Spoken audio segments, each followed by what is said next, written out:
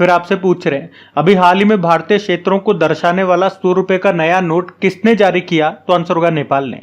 तो अभी नेपाल ने 100 रुपए का नया नोट जारी किया है। नोट जारी किया, कोई दिक्कत नहीं है, पर उस पर अपना नया नक्शा छापा है जिसमें भारत के कुछ हिस्सों को उसने अपना बता दिया। ये दिक्कत है। भारत के 3 क्षेत्र हैं, लिपुलेख, कालापानी और लिम्पियाधुरा। और आपको बता दूं, नेपाल ने यह हरकत पहली बार नहीं की है। इससे पहले भी 2020 में उसने अपना नया नक्शा जारी किया था, उसमें इन 3 क्षेत्रों को अपना बताया था। अब आप सोचोगे कि नेपाल ऐसा क्यों कर रहा है, पागल है क्या? मैं आपको कारण बताता हूं और मैं आपको पूरे रीजन के साथ समझाता हूं जिससे आपको चीजें समझ में आएंगी। विद मैप आपको बताऊंगा, लेकिन उससे पहले आप थोड़ा सा ये याद रखो कि नेपाल जो है ये भारत के कितने राज्यों से सीमा लगाता है। चलो आप कमेंट बॉक्स में लिख के बताओ कितने राज्यों से और कौन कौन से राज्यों से सीमा लगाता है, जब तक मैं आपको इसका कारण समझा देता हूं। तो ये समझने के लिए मैं आपको ले चलता हूं 1765 में, जब नेपाल में पृथ्वी नारायण शाह ने गोरखा साम्राज्य की स्थापना की थी। और उन्हीं के नेतृत्व में इन गोरखों ने भारत से सटे राज्य जैसे कि सिक्किम, गढ़वाल और कुमाऊं पर अपना नियंत्रण कर लिया था। उस समय आपको पता है भारत में अंग्रेजों का शासन था।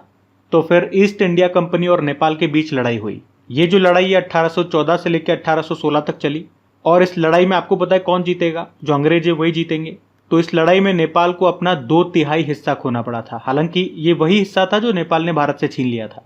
और इनके बीच जो ये लड़ाई है ये सुगोली संधि के साथ समाप्त हुई थी। सुगोली एक शहर है जो कि बिहार के चंपारण में है। ये संधि यहीं पे हुई थी, इसलिए इसको सुगोली संधि बोलते हैं। ये शब्द आप बहुत बार सुनोगे। तो क्या कहा गया था इस संधि में?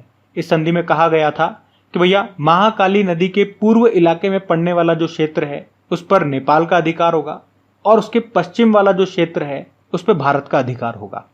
अब आप कहोगे कि संधि में ये सब कुछ क्लियर हो गया था, तो ये विवाद आज तक क्यों चल रहा है, ये डिस्प्यूट क्यों चल रहा है आज तक? तो उसका कारण है ये महाकाली नदी, जिसे भारत में शारदा नदी भी कहते हैं। दरअसल है क्या, जो ये महाकाली नदी है ना, वो कई अलग अलग धाराओं से मिलकर बनी है और ऐसे में इसके उद्गम स्थल को लेकर के अलग अलग मत है। नेपाल कहता है कि भैया महाकाली नदी की जो मुख्य धारा है ये लिम्पियाधुरा से शुरू होती है, इसीलिए इसे ही उद्गम स्थल माना जाएगा। क्योंकि उद्गम स्थल लिम्पियाधुरा है उसके अनुसार, इसीलिए लिम्पियाधुरा, लिपुलेख और कालापानी ये नेपाल का हिस्सा हुआ, ऐसा नेपाल कहता है। जबकि भारत क्या कहता है कि भैया कालापानी नदी की सभी धाराएं कालापानी गांव में आकर मिलती है, इसीलिए इसे ही नदी का उद्गम स्थल माना जाएगा। और ऐसे में लिपुलेख को नेपाल का हिस्सा मानना गलत होगा। तो अब ये इन क्षेत्रों को लेकर के जो डिस्प्यूट चलता है, जो विवाद चल रहा है कि भाई ये वो कहता है ये उनका है, हम कहते हैं ये हमारा है। क्यों कहते हैं वो मैंने आपको समझा दिया। जो संधि हुई थी अंग्रेजों और नेपाल के बीच में, भाई महाकाली नदी के पूर्व वाला तुम्हारा है, पश्चिम वाला हमारा है। अब वो बात तो ठीक है, लेकिन जो ये नदी है अब ये डिस्प्यूट का कारण पैदा करती है। नेपाल कहता है कि नदी यहां से निकल रही है, यही इसका उद्गम स्थल है, तो इसके हमारा। हम कहते हैं नहीं भैया ये नदी यहां से निकल रही है तो इसके इधर वाला हमारा। तो ये पंगा है। मैंने आपको पूरा कारण समझा दिया, बिल्कुल स्पष्ट भाषा में, सिंपल भाषा में।